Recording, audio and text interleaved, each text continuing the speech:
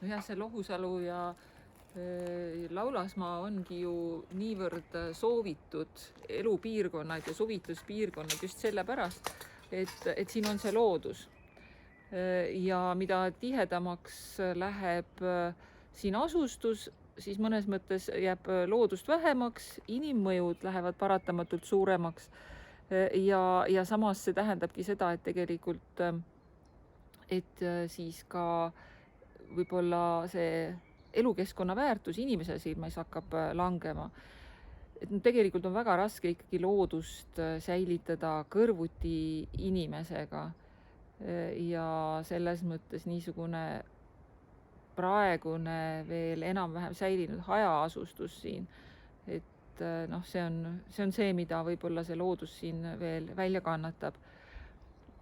Ja looduskaitse ei ole ju ka nagu mingisugune imelahendus, et kui ei ole inimestel nagu puhkemaastikku majade vahel, siis nad kõik tungivad sinna looduskaitsealale ja see looduskaitseala kaotab oma nii-öelda looduskaitselised väärtused.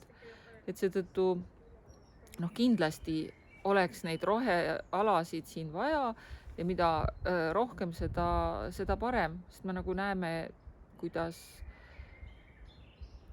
nagu omaniku vahetudes ka need vanemad suvilakrundid muutuvad järjest nagu kultuuristatumaks. Aiad suurenevad, üritatakse murusid teha, istutatakse igasugu põõsaid, et see kõik läheb loodusse ja mõjutab seda loodust. Et tahaks ikkagi seda looduslikku keskkonda siin ju näha ja säilitada.